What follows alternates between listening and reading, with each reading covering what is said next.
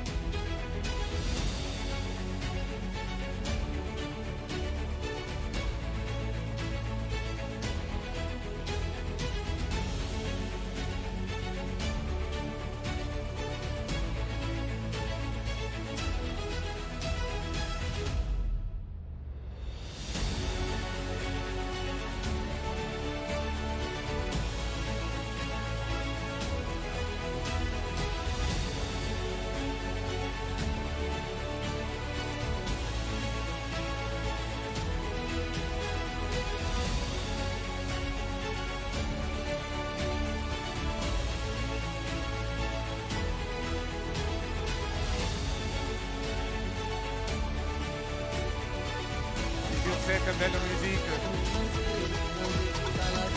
agitez les fanions au-dessus de vos têtes légèrement, tout en gardant vos masques sur le nez jusqu'au dessous du menton. Merci. Les fanions, balancez les fanions, balancez-les. Soyez pas fatigués de les balancer. Voici la fête que nous souhaitons. Voici la fête ensemble, en communion avec le Bénin tout entier. Voici la fête que nous offre ce matin le duo Talon Talata. Ah, madame, monsieur, merci. Quel enthousiasme. Autant du monde dehors qu'à l'intérieur, sinon plus de monde qu'à l'intérieur. Cela encourage.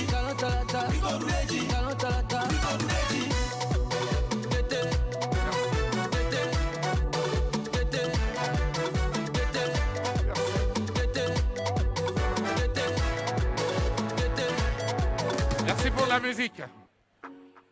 Dans un court instant, nous allons recevoir notre duo gagnant.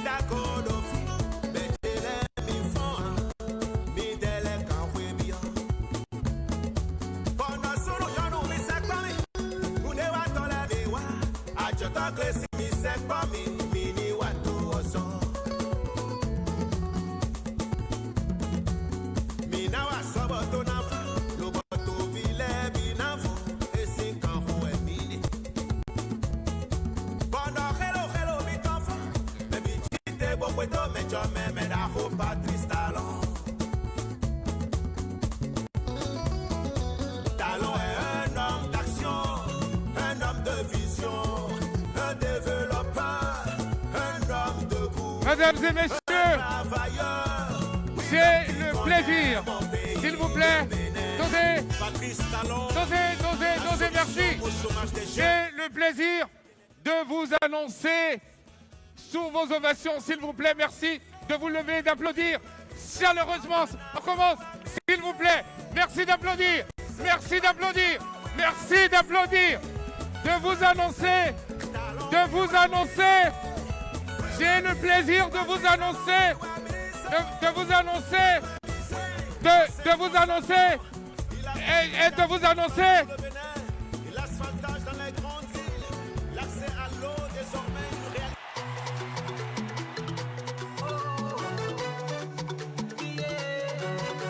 J'ai le plaisir de vous annoncer le coordonnateur national de campagne du duo Talon-Talata, le ministre d'État Abdoulaye Biotchane. Applaudissements.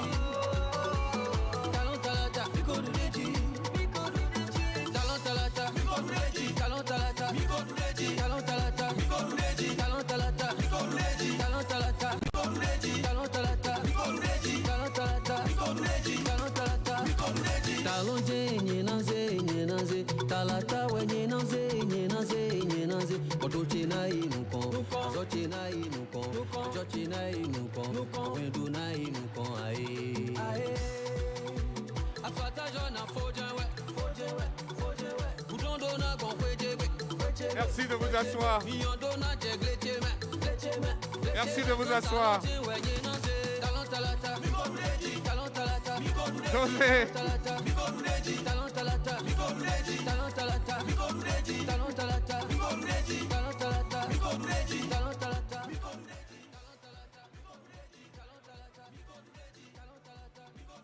Mais c'était juste pour vous annoncer la présence parmi nous du coordonnateur national de campagne du duo Talon-Talata.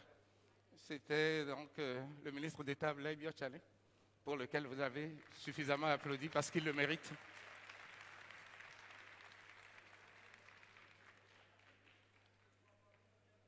Monsieur le ministre d'État, c'est ça qu'on appelle chez nous les étudiants JICA.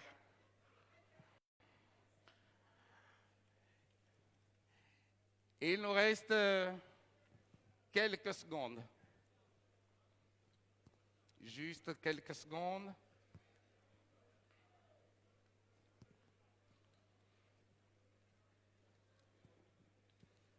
Parce que hier en classe, on a demandé à l'écolier d'épeler ambulance, le mot ambulance.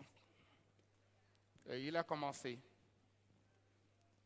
Et toi, Cyril, épelle-moi le mot ambulance. Oui, maître.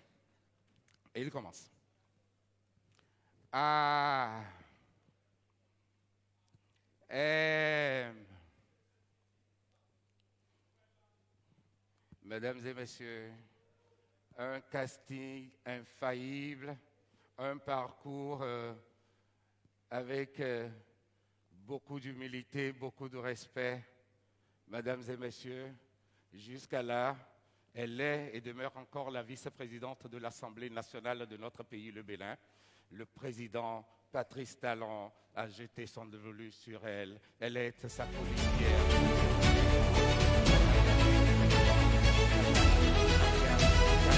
Talata!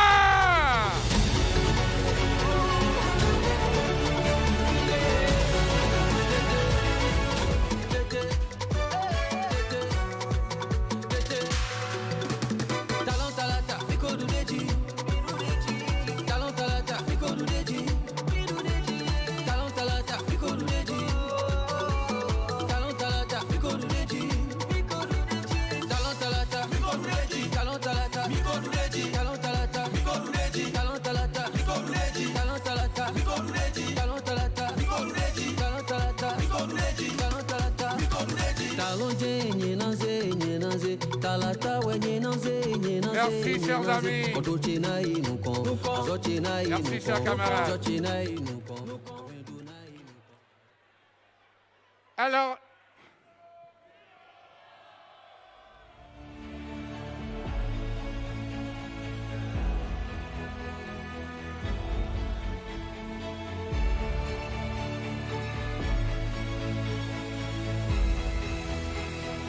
mon ami Cyril a commencé par épeler le mot ambulance.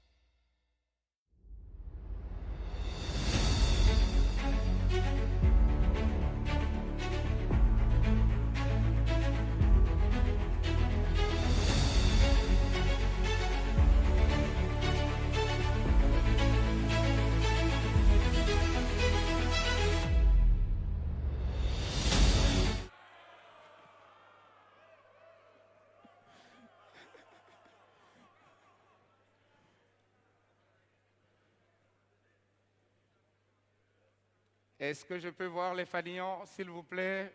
Pouvez-vous me les montrer? Juste me les montrer. Voilà. Voilà. Voilà. Voilà. Voilà. Voilà.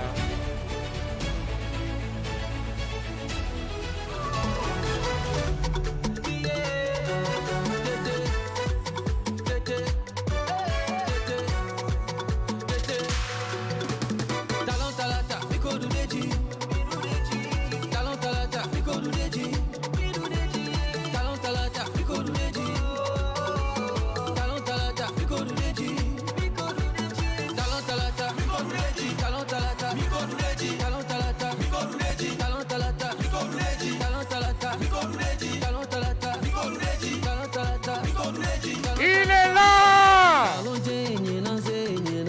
Notre champion! Il est là! Il est là!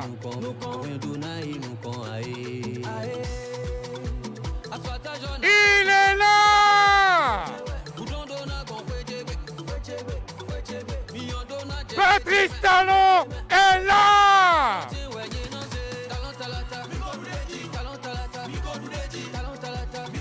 Voici notre champion!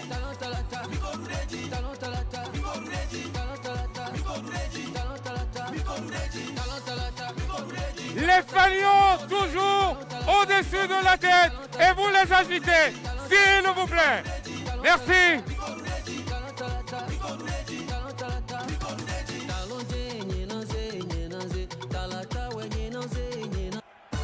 Les fanions! Bougez les fanions! Bougez les fanions! Bougez-les! Il est là! Il est là!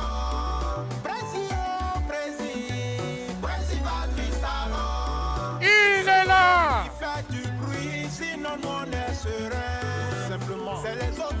Il est là! J'aurais appris que tu as dit tu veux partir. Mais où ça? Il y a des rumeurs qui circulent. Attention! Tu veux partir. Préparons-nous à le recevoir parmi nous ici. Il va descendre d'un instant à l'autre. Il est là, notre champion. Il est bel et bien là.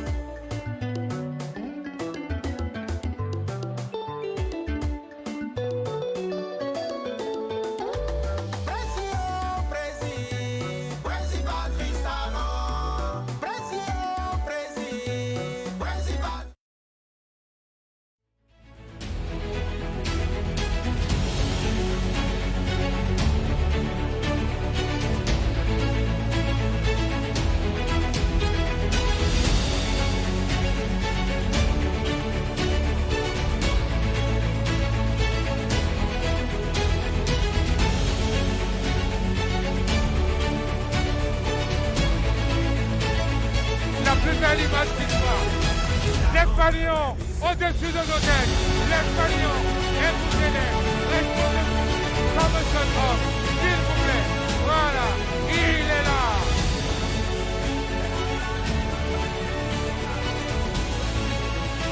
Le son, la musique.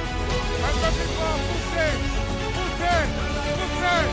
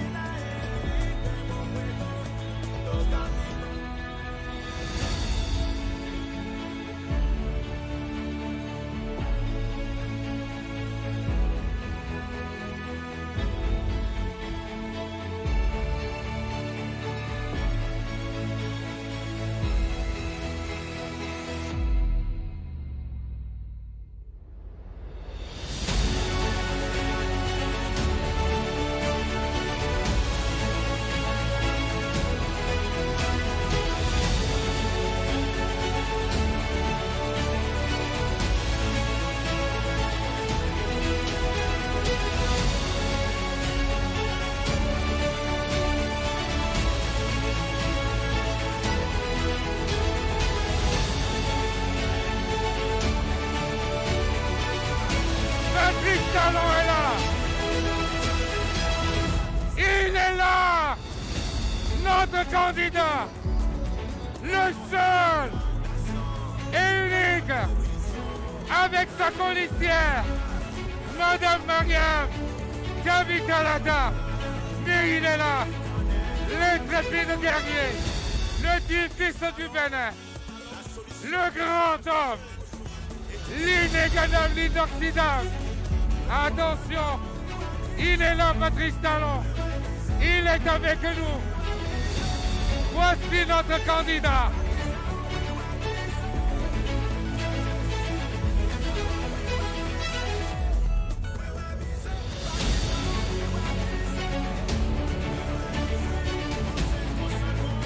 Talon!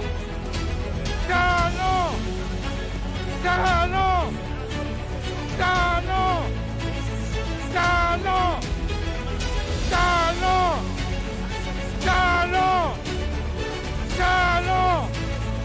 Applaudissements! Applaudissements!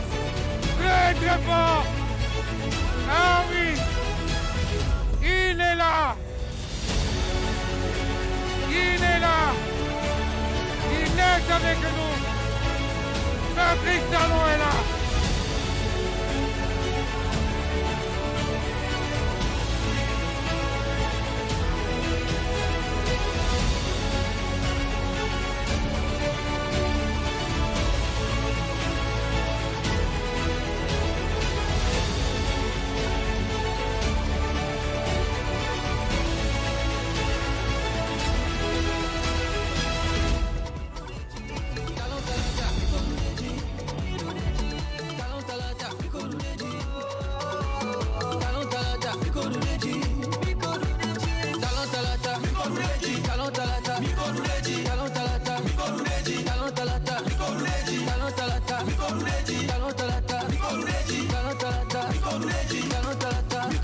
Talon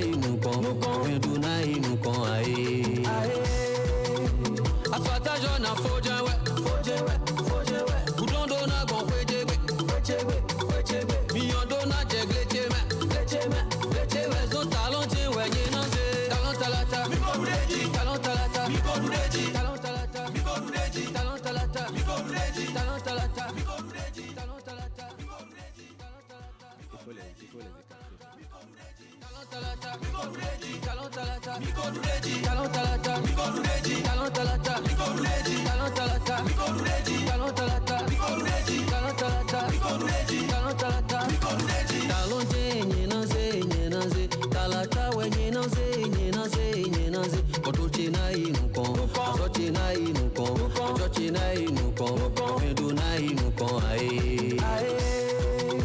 Échanger donnant DJ ouais, Achille donnant faux Dieu ouais, corruption donnant faux Dieu ouais, zo talon Dieu ouais, minazé, talon talata, mikorudeji, talon talata, mikorudeji, talon talata, mikorudeji, talon talata, mikorudeji, talon talata, mikorudeji, talon talata, mikorudeji, talon talata, mikorudeji, talon talata, mikorudeji, talon talata, mikorudeji, talon talata, mikorudeji, talon talata, mikorudeji, talon talata, mikorudeji, talon talata, mikorudeji, talon talata, mikorudeji, talon talata, mikorudeji, talon talata, mikorudeji.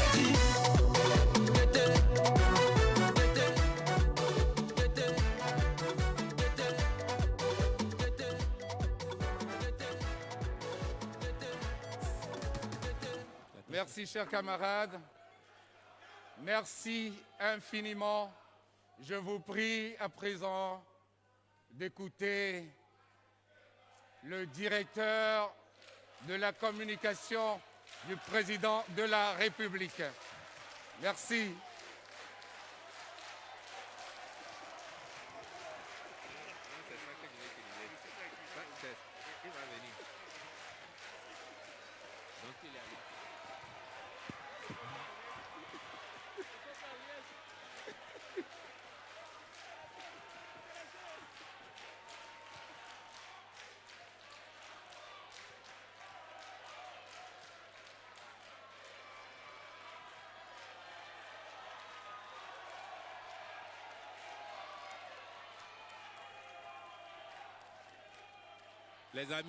Les amis, nous avons accueilli le président Patrice Talon, notre candidat à la présidence de la République pour un nouveau mandat.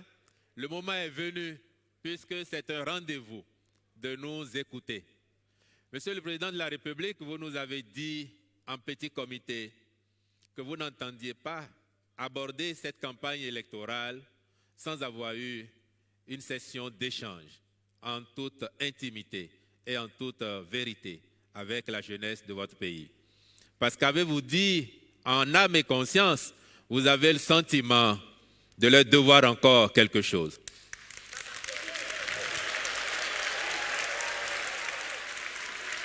Les jeunes ont répondu à votre invitation pour servir de rampe de lancement à cette campagne qui s'annonce victorieuse. Saurait-il en être autrement quand on sait que vous êtes un homme de combat, de compétition aussi? Et comme le hasard sait si bien faire les choses, en arrivant ici ce matin, Monsieur le Président, j'ai surpris un petit groupe de jeunes devisant entre eux. Et l'un d'entre eux disait en substance, j'espère répéter ces mots, c'est vrai qu'il s'agit d'un meeting politique, c'est vrai qu'il s'agit de campagne électorale, mais si j'avais l'opportunité de m'adresser directement au président les yeux dans les yeux, je le challengerais, à la limite, je le collerais. Je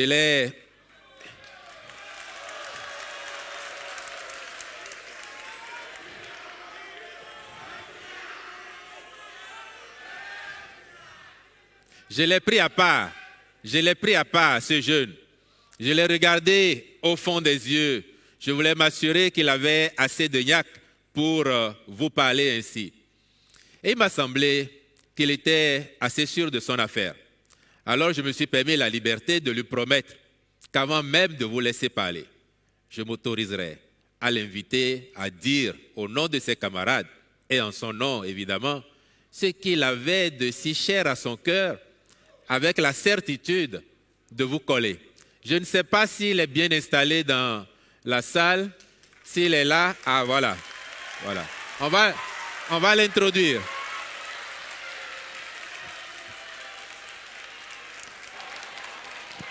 Moi j'ai tenu parole, je vais vous céder le podium, à vous maintenant de tenir parole. Votre invité, il est là, votre hôte, il est là, dites-lui donc ce que vous avez sur le cœur au nom de vos camarades. Merci.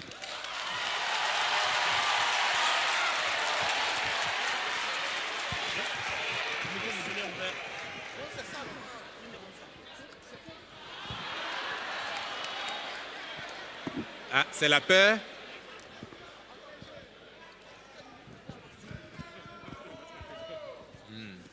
Merci beaucoup, monsieur le facilitateur.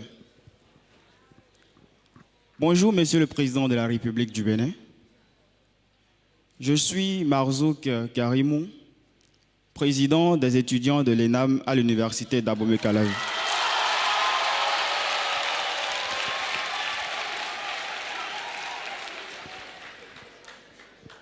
C'est vrai qu'avant de rentrer dans cette salle, je discutais avec l'un de mes camarades et je lui disais que si l'opportunité m'était offerte de m'adresser yeux dans les yeux au chef de l'État, je lui dirais de façon franche certaines choses que j'ai à cœur. Je ne savais pas que l'opportunité allait m'être offerte de sitôt. Et donc, puisque l'opportunité est là, je vais la saisir et m'adresser librement au chef de l'État. Monsieur le Président de la République,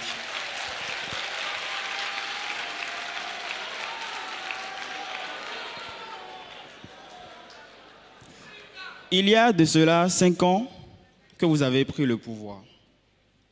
Vous avez pris l'engagement de relancer l'économie du pays, de promouvoir le développement et mieux, de révéler le Bénin. C'est vrai qu'en 5 ans, nous avons remarqué plusieurs réalisations. Mais franchement parlant, Monsieur le Président de la République, nous les jeunes, nous avons l'impression, durant ce quinquennat, que nous avons été oubliés. Franchement parlant.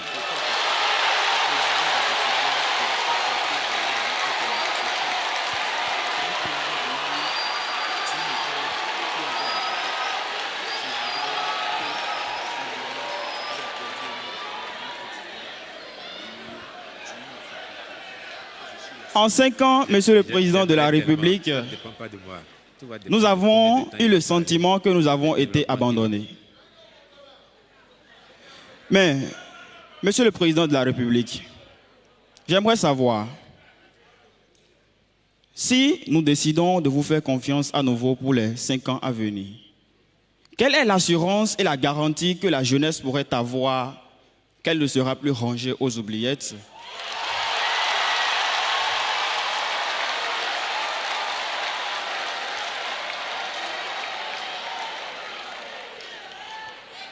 J'aimerais savoir, Monsieur le Président de la République, mes camarades et moi voudrions savoir, pour les 5 ans à venir, qu'avez-vous prévu dans votre programme pour la jeunesse?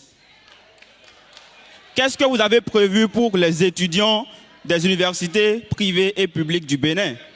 Quel serait notre avenir, Monsieur le Président de la République?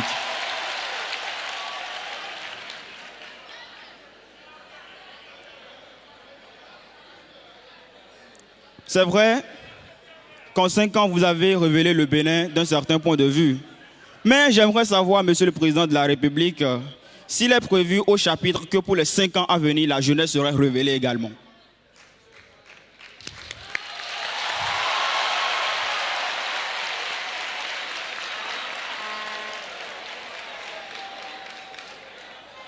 Et pour finir, Monsieur le Président de la République, j'aimerais savoir quelle est, n'est-ce pas, la promesse que vous pouvez nous faire, nous les jeunes, qu'en sortant de cette salle aujourd'hui, nous pourrions partir avec la certitude qu'après nos formations dans les universités privées et publiques, nous pourrions avoir un emploi et facilement travailler. Merci beaucoup, Monsieur le Président de la République.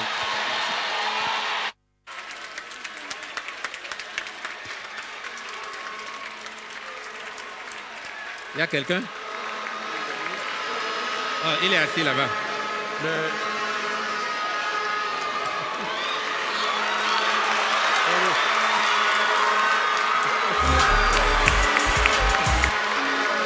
Quel est votre nom? C'est quoi déjà votre nom?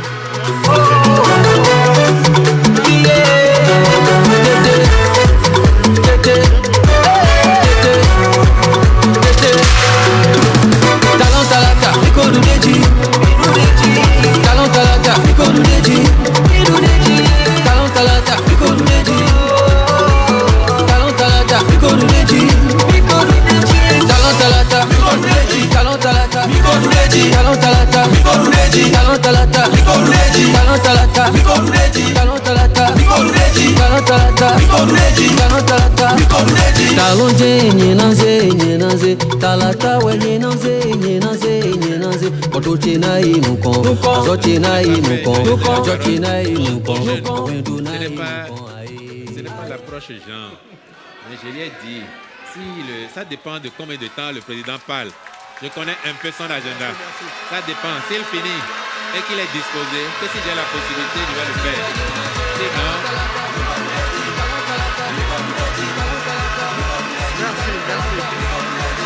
Merci. Merci.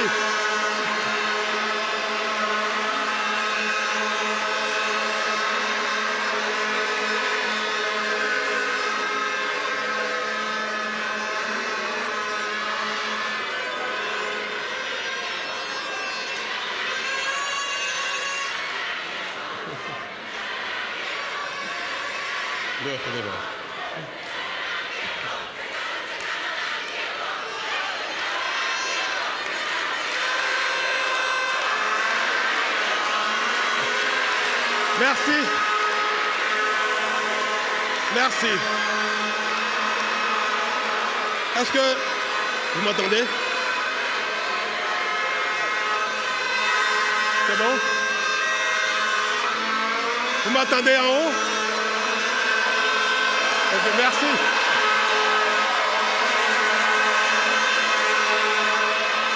Ok, c'est bon. Mes chers amis, mes chers amis, mes chers amis, mes chers amis, merci. Merci.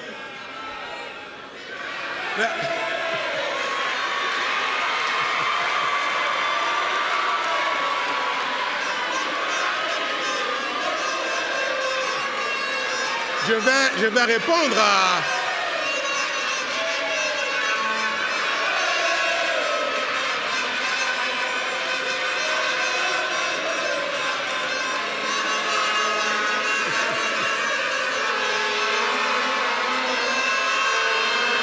Bon, ben, je retourne m'asseoir.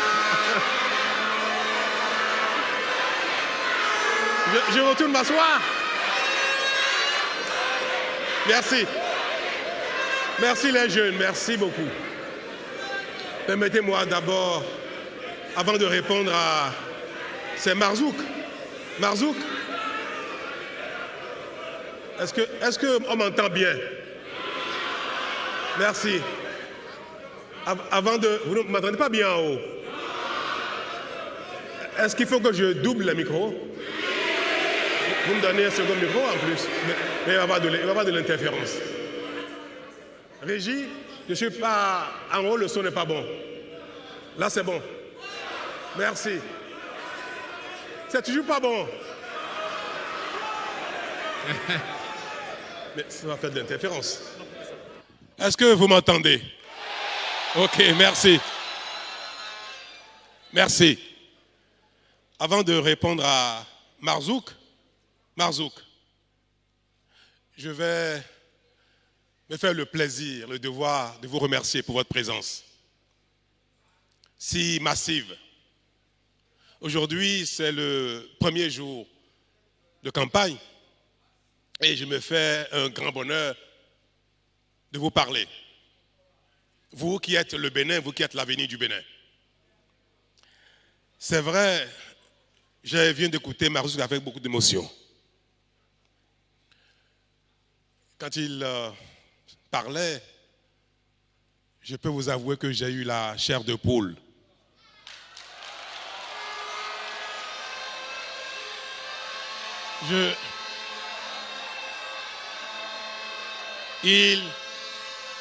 Il a exprimé un sentiment que je partage. Permettez-moi le terme, mais je suis sincère. Honteusement depuis 5 ans.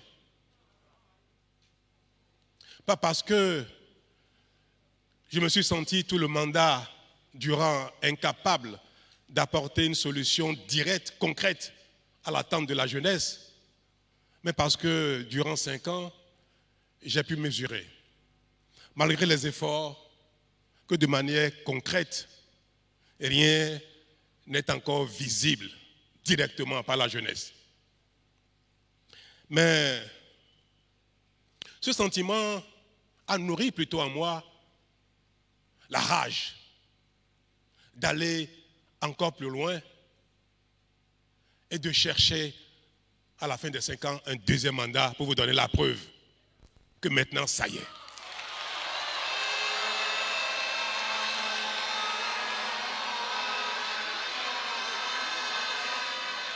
Ça y est, croyez-moi. Marzouk, je vais vous appeler par votre prénom parce que vous appelant ainsi, je me sens plus proche de vous. C'est affectif. Permettez que je vous appelle par votre prénom. Et à travers Marzouk, je vais m'adresser à chacun de vous individuellement. Et par chacun de vous, s'adresser à toute la jeunesse béninoise. Tous les juniors, et pourquoi pas les seniors, qui pour un grand homme vivent les mêmes difficultés que vous. Si pendant 5 ans, certains ont pu avoir l'impression que quelque chose a été fait, et croyez-moi, quelque chose a été fait, effectivement. Mais pour le plus grand nombre, commencer à reconstruire un pays, partir de rien du tout, du néant à la limite, pour donner satisfaction au grand homme, il faut avoir le courage de commencer quelque part. Parce que quand on regarde l'immensité de la tâche, l'attente des uns et des autres, on peut au lendemain de l'entrée en charge déposer tablier. Parce que par où commencer? Mais nous avons, mon équipe et moi, pris le courage. Je le savais. Mais à l'œuvre, vous savez, l'enthousiasme peut être confronté à la réalité et s'émousser. Mais ça n'a pas été le cas. À l'entame donc, mes chers amis, nous nous sommes attaqués à la raison fondamentale de notre aération, si je peux utiliser un thème cher aux seniors du temps révolutionnaire. Qu'est-ce qui a fait que depuis nos indépendances, alors que nous avons pris notre destin en main, nous n'avons pas pu entamer le développement pour donner du travail à chacun, au grand nombre, et donner l'espoir à ceux qui, à un instant donné, n'ont pas trouvé leur compte, que demain ce sera fait. Non seulement n'ont pas réussi à donner de l'eau, l'électricité, des routes, des pistes, la santé, l'école efficace, presque à personne. Parce que tant que ce n'est pas pour le grand nombre, c'est comme si ce n'était fait pour personne encore. Et en 60 ans, nous n'avons rien fait presque de tout cela. Pire, l'espoir s'est envolé au fil du temps. Et c'est la raison que vous avez l'impression, année après année, quinquennat après quinquennat, que la jeunesse n'existe pas ou que le Bénin n'existe pas, tout simplement. Mais la raison, qu'est-ce qui a été l'élément principal de cette défaillance? Chers amis, ce n'est pas parce que les Béninois, les Béninoises, à l'époque, jadis, les Dahoméens, les Dahoméennes, ce n'est pas parce que nous sommes des incapables, que nous sommes des demeurés, que nous ne sommes pas pétris par le Créateur à l'identique des autres nations, des autres races, des autres communautés humaines. Ce n'est pas vrai. Et je l'ai dit souvent et je me fais le plaisir, le devoir de le répéter. Partout, les Béninois ont été présents en dehors de leur pays, se sont fait distinguer. Ils ont même été souvent même parmi les meilleurs. Mais le Bénin est resté assis, couché, sinon enterré. Pour quelle raison? Mes chers enfants, mes chers frères et sœurs, jeunes frères et sœurs, mes chers amis, mes chers parents, l'état d'esprit, la volonté innée ou acquise de ne rien faire tant que nous sommes en communauté. Personne au Bénin ne s'est senti mandaté par la nation entière pour œuvrer à notre développement collectif. Personne. Je ne vais pas jeter la pierre à nos aînés, à nos devanciers, à ceux qui nous ont dirigés, gouvernés jusqu'à maintenant. Parce que la responsabilité, elle est collective. Mais comme aucun peuple n'est damné, le Créateur n'a créé personne pour vivre l'enfer éternellement. On peut toujours prendre conscience un jour, identifier ses faiblesses et s'engager à en sortir. Il fallait préalablement à toute chose engager une réforme de tout le pays, dans tous les domaines, dans tous les secteurs. Œuvrer à mettre le doigt pour chacun sur ce qui ne va pas. Ce qui est collectif doit être sacré. C'est tout. Et que chacun puisse agir pour le collectif comme s'il s'agissait de sa propre affaire. Les politiques, pour commencer. Les fonctionnaires, les agents publics, principalement. Et puis les autres, dans nos relations individuelles. Je vais vous donner un exemple qui peut paraître sorti de ton contexte pour vous montrer combien nous avons pris sur nous la responsabilité de nous décrédibiliser tous ensemble. Vous savez que le financement est le moteur du développement, l'argent. C'est ça, le mode moderne. Et quand on n'est pas né riche, il faut par sa crédibilité pouvoir mobiliser de l'argent pour se développer, pour satisfaire ses besoins et par son travail être en mesure de rembourser. Ça n'a l'air de rien, mais toutes les nations qui sont développées dans les temps modernes l'ont fait parce qu'ils ont pu construire leur pays, satisfaire leurs besoins par l'argent. On ne peut rien faire sans argent. Dans l'UMOA, pour rester dans notre sous-région, le Bénin, le Togo, le Mali, le Burkina, le Sénégal, la Côte d'Ivoire, la Guinée-Bissau, dans notre environnement immédiat, le Bénin est le pays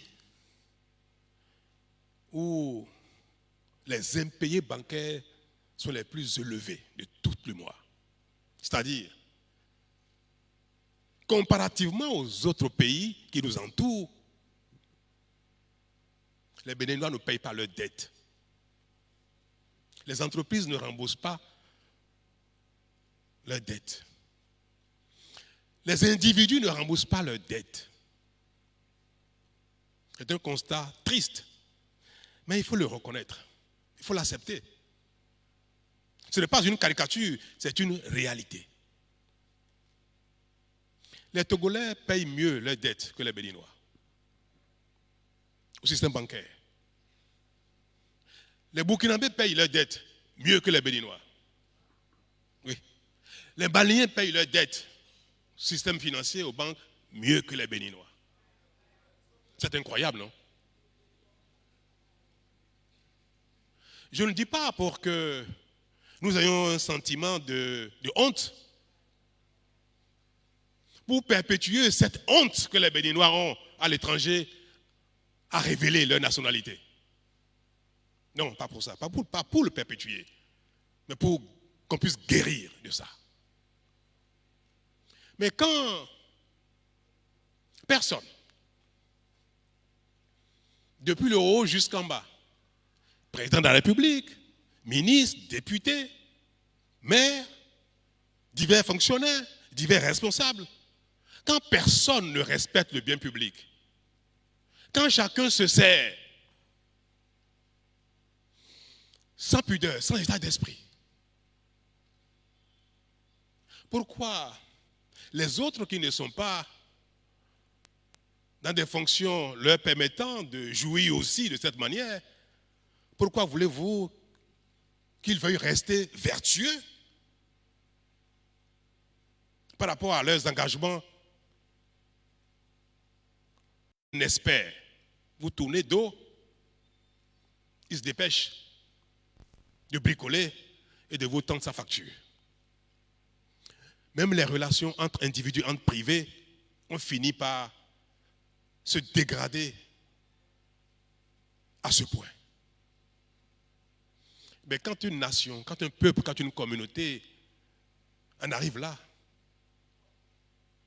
elle est condamnée au sous-développement. Ce n'est pas de la philosophie. C'est réel, c'est de l'économie, c'est du social.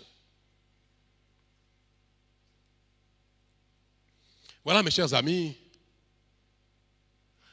la raison, l'unique raison pour laquelle, 60 ans après, nous n'avons pu rien faire.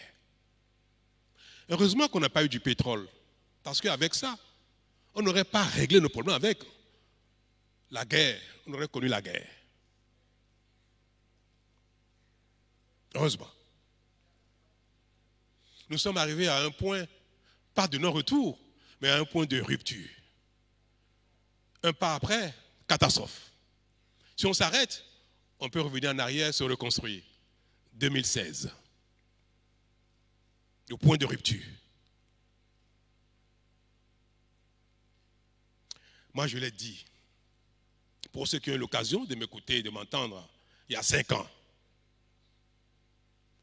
que nous sommes capables d'inverser la tendance. J'ai demandé qu'on me fasse confiance. Ça a été le cas. Nous nous y sommes engagés. Et nous avons entrepris des réformes difficiles pour bousculer chacun dans son confort, dans ses acquis. Indus, bien entendu. Puis, ce qui paraissait impossible au Bénin, nous avons, à la force du courage et parfois de la témérité, fait des avancées. C'est au Bénin, dans ce même pays, que aujourd'hui les enseignants, le personnel médical ne fait plus grève de manière intempestive. Qui l'eût cru?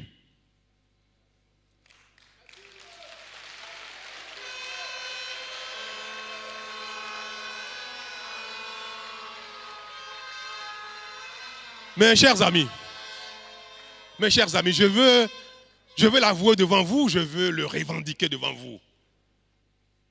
C'est un acquis, un certain acquis que nous avons perdu, effectivement. C'est un recul.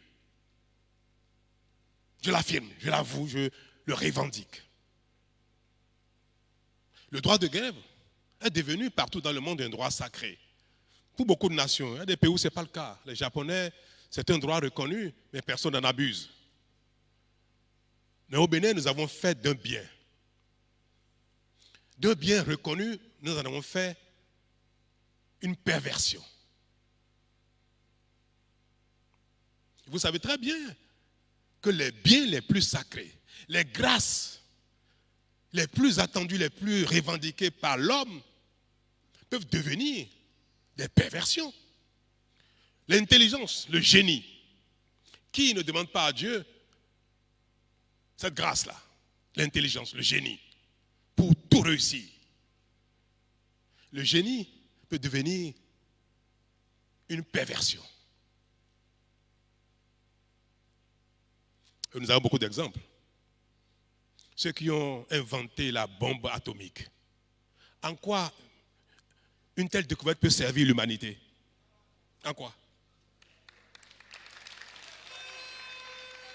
En quoi ce genre d'arme de destruction massive et non de défense peut être utile à l'homme, à la terre, à l'humanité? Pourtant, le génie de l'homme, qui est une grâce, l'a amené à ce niveau. Les plus grands tyrans ont souvent fait preuve de génie. Les plus grands tortionnaires ont souvent fait preuve de génie. C'est pour dire simplement que les grâces les plus attendues, les plus souhaitées, si on ne sait pas faire bon usage, peuvent devenir quelque chose de dangereux pour soi-même et pour sa communauté. Nous avons dû faire ce diagnostic et mesurer ce qui est un bien et voir si nous n'avons pas pris l'habitude d'en faire mauvais usage. Et si oui, apporter la solution à notre temps, pour notre génération, quitte à ce que dans les temps à venir, une fois que nous aurions retrouvé la vertu de la bonne utilisation des grâces, que cela reprenne toute son envergure, ces grâces-là, bien sûr. Alors, chers amis, j'ai été souvent mal compris, mal jugé. Mais si j'ai souvent fait une prière chaque matin, c'est que le ciel me gratifie du bon sens et de la bonne foi.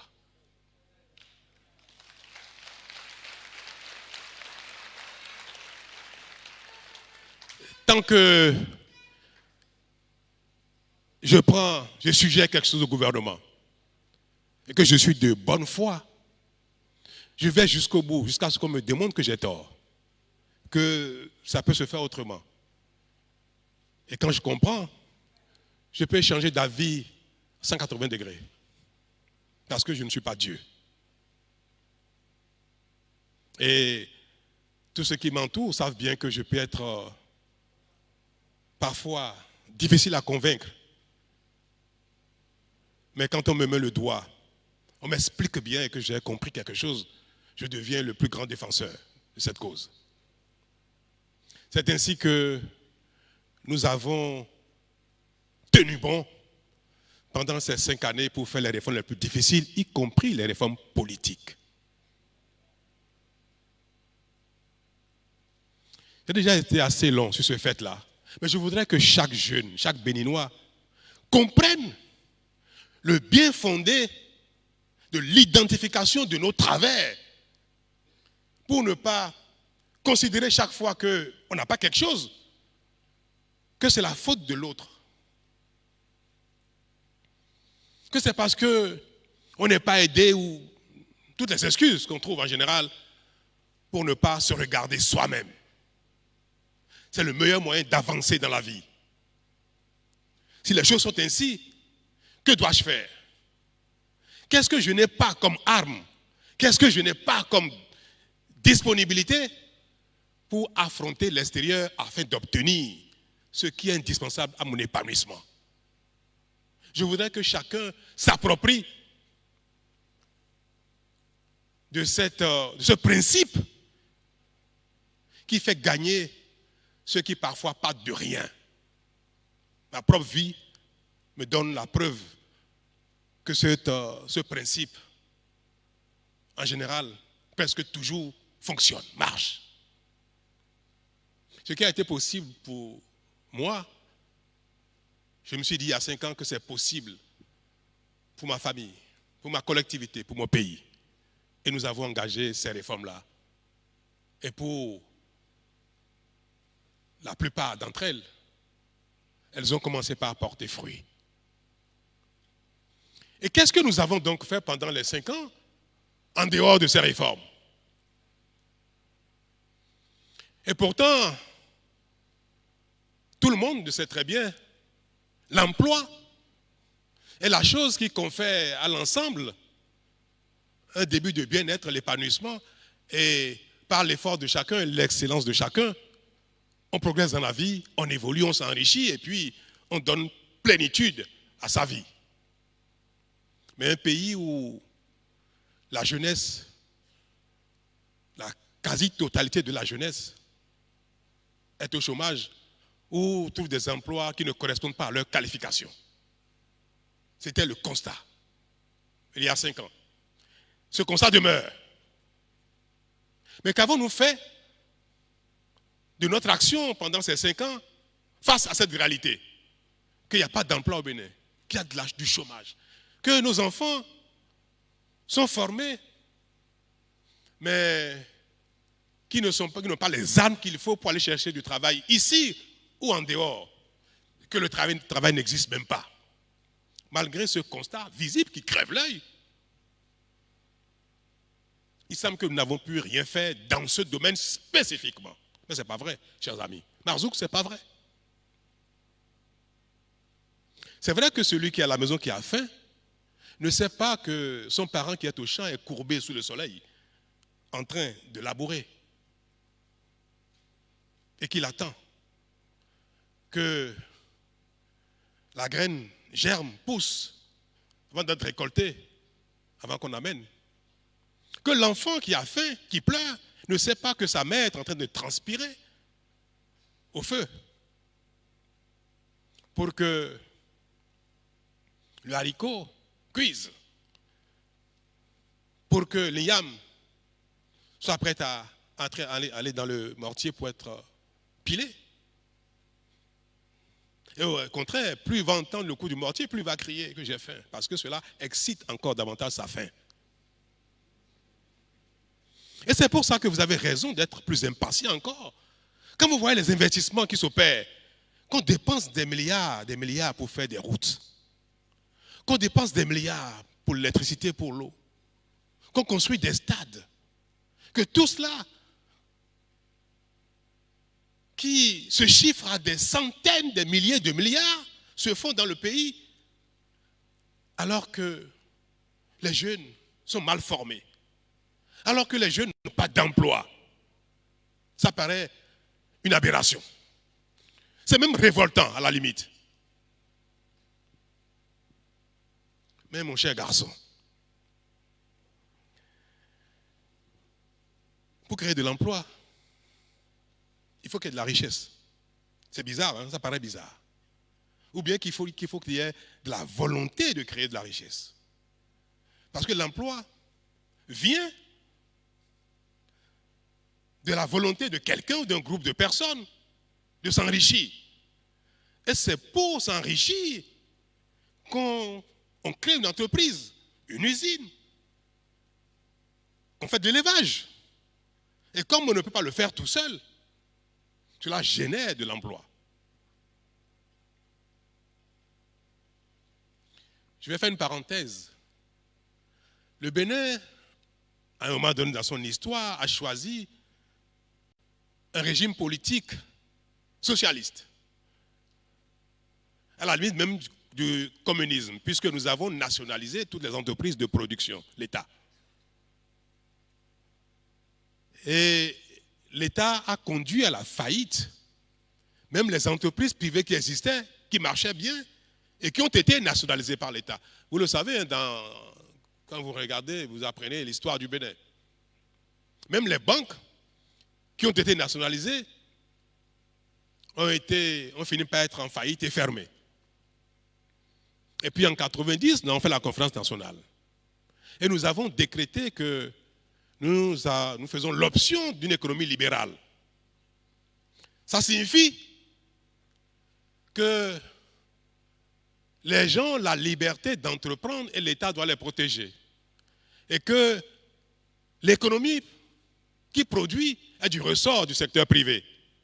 Et que l'État doit rester dans son rôle régalien d'arbitre, donner tout ce qui est service public, faire le meilleur s'il le peut, sinon même le public doit le faire, le privé doit le faire. Et l'État doit rester de plus en plus dans un rôle d'arbitre et de police. Et que l'activité économique est du ressort du secteur privé. Ça a été notre choix en 90. Et on s'est engagé sur cette voie-là. Donc, la création de l'emploi, au-delà des services publics que sont la santé, une part, puisque la santé est du ressort du privé également, une partie de l'éducation partagée avec le privé, le peu de personnel utile pour le fonctionnement des ministères et des régies financières de l'État. En dehors de ça, les 11 millions de Béninois d'aujourd'hui et les 20 millions de Béninois de demain, pour leur épanouissement, c'est leur dynamisme, c'est l'économie privée. Et c'est comme ça que tous les pays sont développés. La plupart des pays communistes se sont effondrés, ont fait faillite parce que l'intérêt individuel motive l'homme. Et pour que les communautés se développent, il faut qu'il y ait de la motivation individuelle. Donc c'est une vérité que l'entrepreneuriat privé, la volonté de s'épanouir, de gagner de l'argent, de s'occuper de ses enfants, d'avoir une belle femme, un beau jeune homme à la maison, ces choses-là motivent chacun à donner le meilleur de lui-même. Et ça fait que les communautés évoluent. Donc ce choix que nous avons fait en 90, c'est un bon choix. C'est l'effort individuel, la volonté individuelle, l'économie privée qui fait développer les pays. Et voilà que le Bénin, qui n'a pu rien faire, et nous décidons en 2016, ça y est, de nous prendre en main, donc de créer de l'emploi, de la richesse individuelle, demande, quête essentielle des uns et des autres, de vous les jeunes. Nous dépensons des milliards pour faire des choses qui ne se traduisent pas par l'emploi, par une meilleure formation. En fait, mes amis, dans un pays, quand tout est à faire, vous commencez d'abord par les investissements de survie. Il faut exister d'abord avant de se développer. Il faut exister d'abord avant de s'instruire, d'apprendre un métier et de travailler. Il faut d'abord exister. J'ai fait une campagne en 2016, je suis passé partout au Bénin.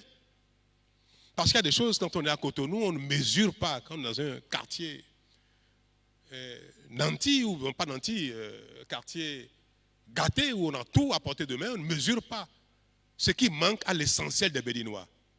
Partout où je suis passé, la première demande des Béninois, c'est l'eau. Il n'y a pas d'eau potable. La majorité de nos concitoyens en 2016, plus de la moitié des Béninois n'avaient pas accès à l'eau potable.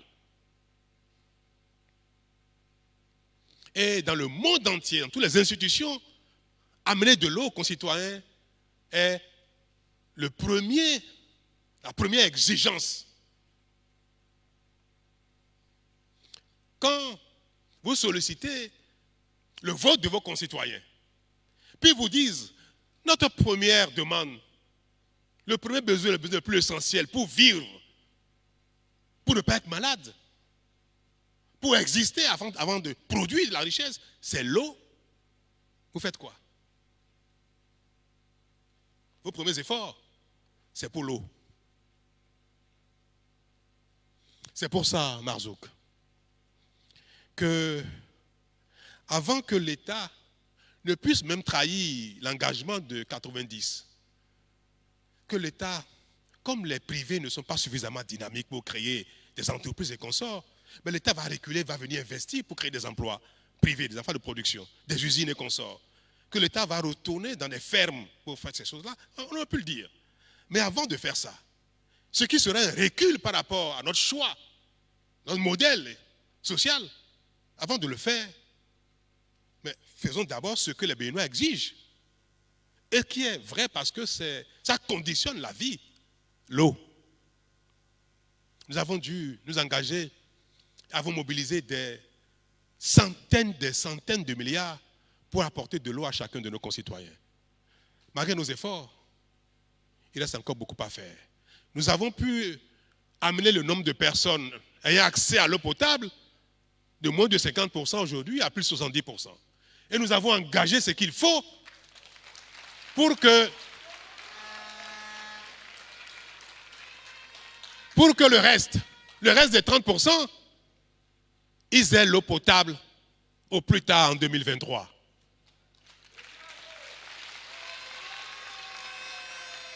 Et je peux vous dire quelque chose. Ça, je l'ai dit pendant ma tournée de reddition de comptes, je vais vous le dire. C'est déjà un acquis, c'est déjà fait. Le reste, c'est une question de temps de réalisation. Au plus tard, fin 2023, toutes nos localités, tous nos villages, tous nos quartiers de ville, tous les Béninois auront de l'eau potable à portée de main ou à portée de gorge.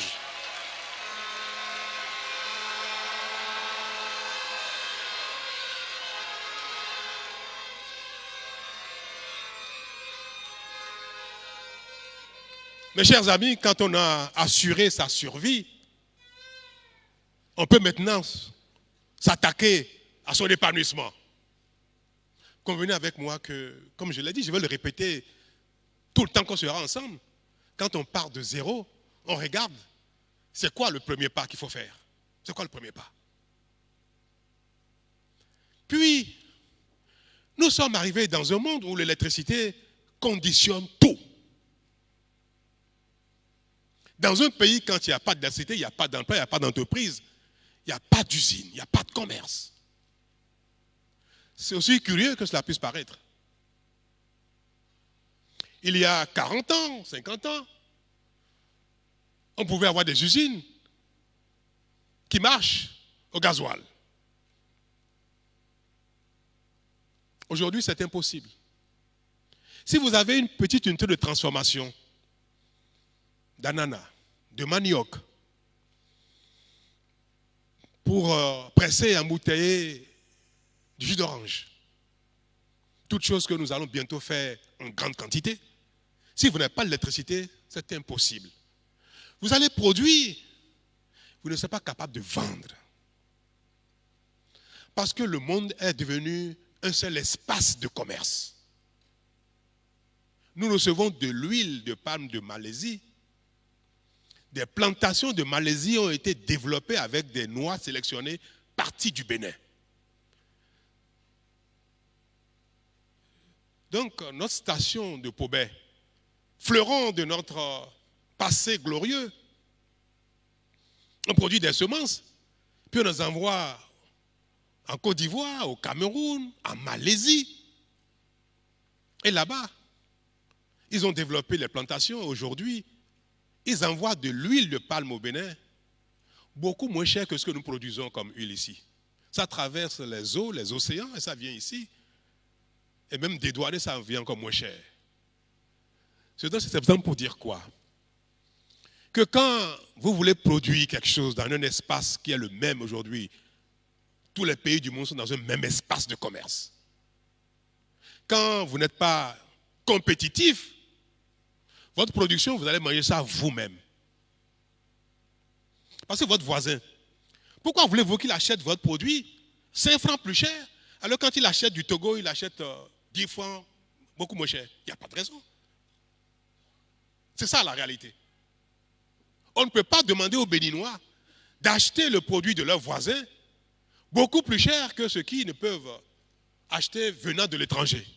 Nous sommes donc contraints aujourd'hui à produire de manière compétitive. Et pour le faire, l'électricité est devenue un intrant indispensable, incontournable. Le Bénin a créé une zone économique spéciale, ou bien une zone franche, à ses mains, depuis, je ne sais pas, plus de 20 ans, non? Ou 30 ans, je ne sais pas. Il y a combien d'usines là-bas? Presque zéro, presque zéro. Parce qu'il n'y a pas de courant au Bénin, pour utiliser l'appellation ordinaire. Au Bénin, il n'y a pas de courant, il n'y a pas d'électricité. Il fallait s'attaquer à ça. Si on veut que demain, il y ait des usines au Bénin, pour vous, il faut qu'il y ait du courant. Il faut beaucoup de milliards pour le faire. Voilà que nous sommes un pays sans richesse de sous-sol. Ce n'est pas nécessaire, on peut se développer sans avoir du pétrole.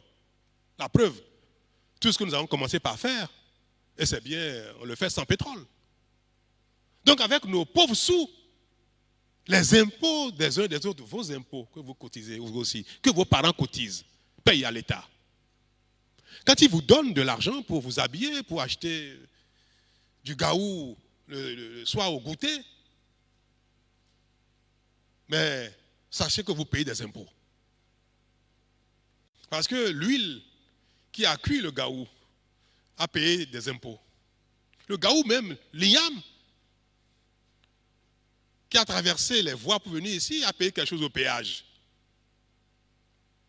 Pour donner l'exemple le plus banal. Donc, vos impôts, que même les enfants payent à l'État par le fait de ce qu'ils consomment, ce que les parents payent par le fait de leur activité économique, ce n'est pas grand-chose, hein? Mais quand on collecte ce franc sur tous les 11 millions de Béninois, c'est pas mal. On s'est rendu compte que ça peut suffire pour construire, pour amener de l'eau à tout le monde, pour construire des centrales électriques. Nous y sommes engagés. Et à la date d'aujourd'hui, le Bénin est en train d'être indépendant en matière d'énergie. Ce n'est pas encore ça. Il reste encore 2-3 ans pour que le courant soit partout à bonne fréquence, c'est-à-dire à une stabilité, que ça ne vacille pas, que la tension soit bonne. D'ici 2 ou 3 ans, mes chers amis, le besoin d'énergie de qualité, permanente, suffisante, ce besoin sera derrière nous. Nous l'aurons satisfait totalement en 2 ans.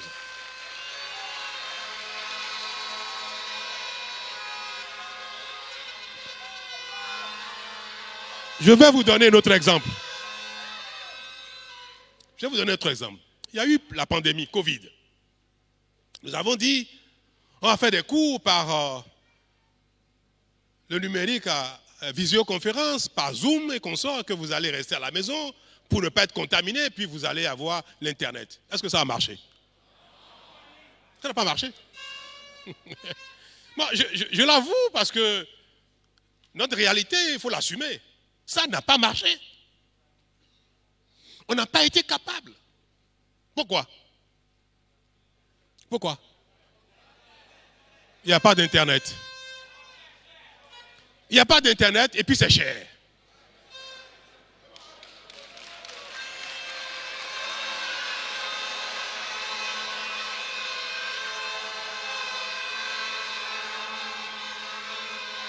Mes chers amis,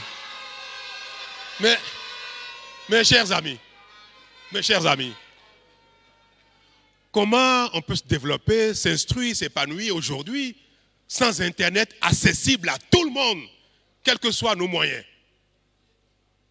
Covid nous a ouvert les yeux, Badja, comme on dit.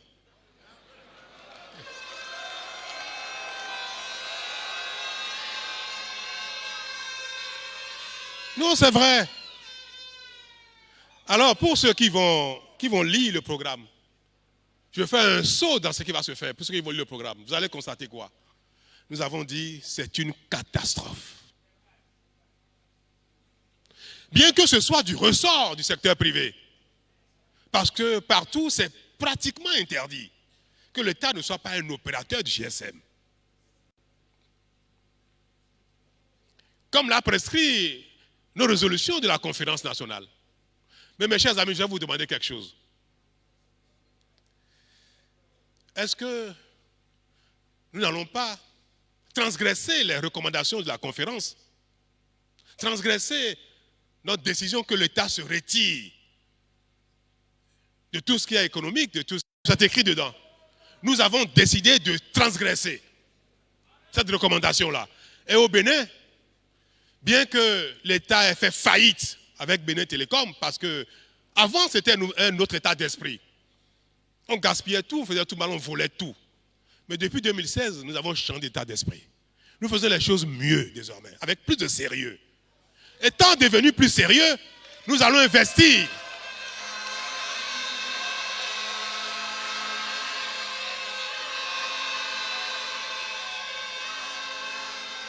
Mes chers amis, ça va coûter cher. Ça va coûter très cher. Ça va coûter des centaines de milliards. Mais on va utiliser nos impôts pour faire ça. Oui.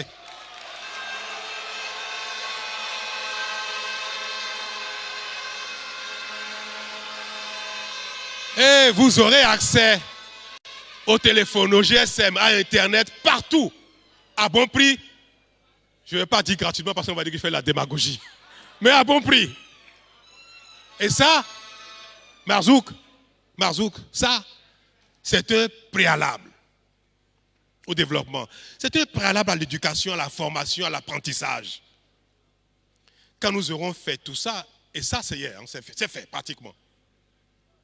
Je veux dire encore un dernier exemple avant de répondre directement à votre préoccupation. La route. Quand il n'y a pas de route dans un pays, il ne peut pas avoir de développement. C'est impossible.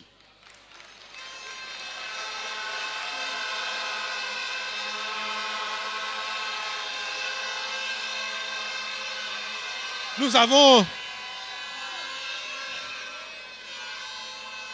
avons, les chers amis, nous avons engagé, même si ça peut vous choquer, nous avons engagé des milliers de milliards pour construire des routes. Mais on n'a pas fini. Il reste encore des communes. Je vais vous donner un exemple. Je suis allé à Karimama récemment. C'est une commune avec un potentiel agricole énorme. Le développement, vous savez, quand nous produisons beaucoup de céréales, le Bénin, vous savez, est devenu deuxième producteur de l'UMOA en matière de vivrier. Beaucoup de maïs, beaucoup d'igname, beaucoup de céréales. Quand nous produisons 700 000 tonnes de coton-graines, bientôt 1 million de tonnes de coton-graines, premier producteur africain. Quand nous faisons tout ça, non, vous allez couper mon inspiration. Écoutez-moi. Que nous allons produire, que nous sommes en train de produire plus de 400 000 tonnes de riz. Bientôt 1 million de tonnes de riz. Que nous allons, que nous allons produire des millions de tonnes de céréales autres que le riz. Que nous allons produire de l'ananas en grande quantité. Imaginez, mes chers amis, que demain, nous commencions à transformer tout doucement tout cela. Et avant de vous dire ce que nous allons faire pendant les 5 ans à venir en matière d'industrie, parce que l'État maintenant va transgresser encore les recommandations de la conférence nationale et l'État va impulser le développement industriel. Mais avant de revenir là-dessus, imaginez que toutes ces productions agricoles qui flamment par nos producteurs agricoles, qui seront bientôt accompagnés, mécanisés et qui vont doubler, tripler leur production.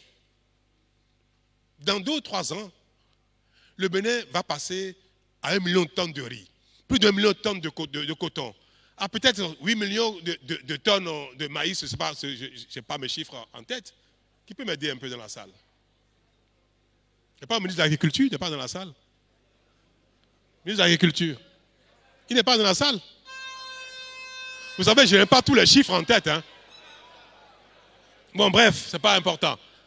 Et que nous allons faire autant pour l'ananas, pour les agrumes, oranges, mangue et consorts, pour le manioc, parce que nous allons relancer le palmier à huile. Nous allons faire du cacao au Bénin aussi. Oui.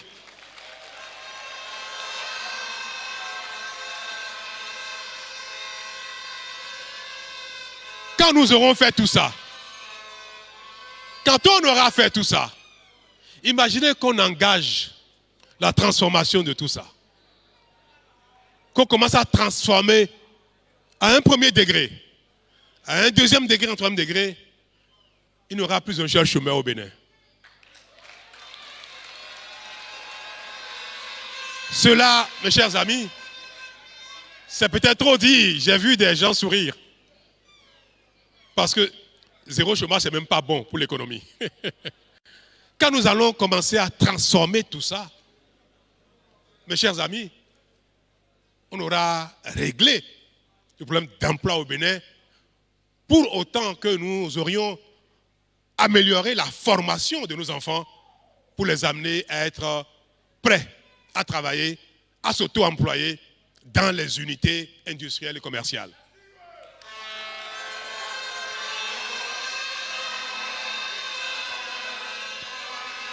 Qu'est-ce que je voulais dire? Qu'est-ce que je voulais dire? Je parlais de la route, vous savez. Et je vous ai dit que, j'ai commencé par dire que j'étais à Karimama. C'est ce que j'ai commencé à dire. Et j'ai fait cette parenthèse. Qu'il n'y a pas de route pour aller à Karimama. Qu'il n'y a pas de route pour aller à Kalale. Grand secteur de production agricole et animalière. Que pour aller ici, à Kwamassé, dans l'Atlantique, encore un autre grenier, il n'y a pas de route. Que les populations vous disent, nous ne voulons qu'une chose, de l'eau, de l'électricité et des routes. Le reste, nous ne sommes pas des fainéants. Nous pouvons travailler. Nous pouvons produire 2 fois, 3 fois, 4 fois plus que nous le faisons aujourd'hui, pour peu que nous ayons ça. L'eau, l'électricité, la route et la santé.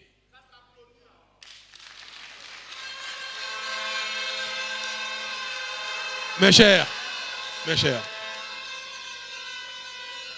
si nous avons consacré l'essentiel de nos ressources à amener de l'eau, de l'électricité, de la route, à assainir nos cadres de vie pour que quand il pleut, que nous ne devenions plus des batraciens, c'est parce que ce sont des investissements de survie.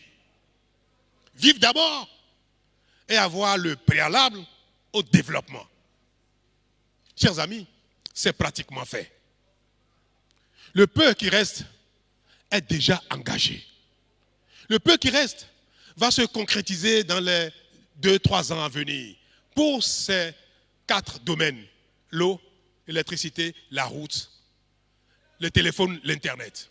Tout ce qui est nécessaire aux échanges entre nous, nécessaire à la production et à la création de richesses. Maintenant que tout cela est engagé, et que la jeunesse, les juniors, certains très bien formés, d'autres moins bien formés, d'autres pas du tout formés, mais chacun a sa place dans la société. Chacun peut trouver son rôle pour exister et pour contribuer au bien-être collectif. Maintenant que tout cela est engagé, que nous avons levé les préalables, est-ce qu'on ne peut pas se faire confiance? Si on a fait tout ça en si peu de temps, si je vous dis que le reste, je vais vous l'énumérer tout à l'heure, si je vous dis que c'est possible, est-ce que vous n'allez pas vous lever et dire, les détails là, c'est même pas la peine, vous faites confiance? Non?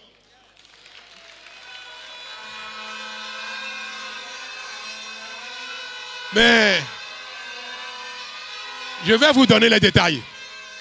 Pourquoi dans les quelques années à venir, dans les mois à venir, les choses vont changer en ce qui vous concerne, concrètement.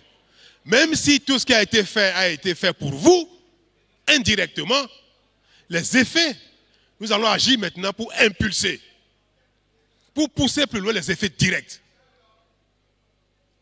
Alors, qu'est-ce qu'on va faire? Quel est le principe? Comment il faut faire pour que la plupart des jeunes soient bien formés, peu bien formés, même pas formés du tout, que la plupart des jeunes aient un emploi. Chacun selon son mérite. Comment on va faire? C'est très simple. Je l'ai abordé un peu, mais je vais vous dire le principe. Les investissements productifs vont donner naissance à des emplois productifs et donner naissance aux emplois support. C'est-à-dire quoi?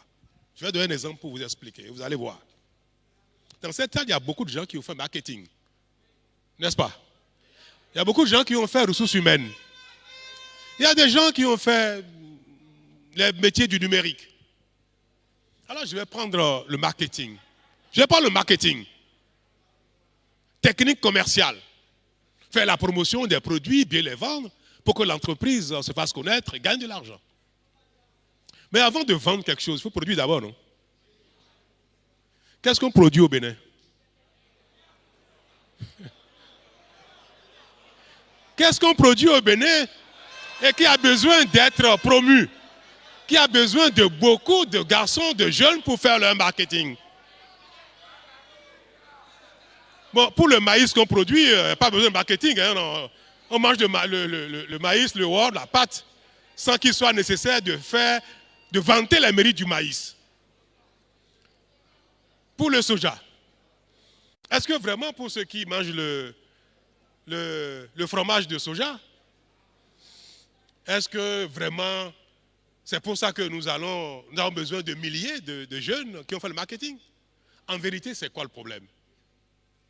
Aujourd'hui, nous formons des milliers de personnes prêtes aux emplois support. Les emplois de support, c'est quoi les emplois support? C'est ça. Le marketing, ressources humaines, même la comptabilité, le droit des affaires. Il y a des gens qui sont brillants, ils ont fait droit des affaires. Quand on a des milliers de personnes qui font toutes ces choses-là, et que dans le pays on ne produit rien, il n'y a pas d'entreprise, il n'y a pas de grandes usines et consorts, tout ce monde-là, ils sont dans ce qu'on appelle l'emploi support. Il faut vendre avant de produire avant de vendre. Il faut avoir une production, la recherche avant d'avoir du personnel. Que va gérer celui qui a fait ressources humaines? S'il n'y a pas d'industrie, il n'y a pas de grosse entreprise, il n'y a pas d'emploi pour ceux qui ont fait ressources humaines. On a quelques banques, quelques compagnies d'assurance, la brasserie du Bénin, quelques grosses unités qui emploient 200, 300, 500 000 personnes, les sociétés cotonnières. Et puis, ceux-là, ils ont vite fait d'absorber quelques-uns d'entre vous. Tout le reste, pour qu'ils aient de l'emploi, il faut qu'il y ait des entreprises de production. Même quand on a fait comptabilité, qui est un emploi plus pratique aujourd'hui et qui est indispensable de plus en plus, on va faire en sorte que tous les acteurs économiques rentrent dans le formel, établissent des bilans, fassent ce qu'il faut pour avoir des crédits bancaires. Mais faut-il encore qu'ils soient capables d'absorber tous nos jeunes qui font des études difficiles d'auditeurs ou de comptables ou d'analystes financiers.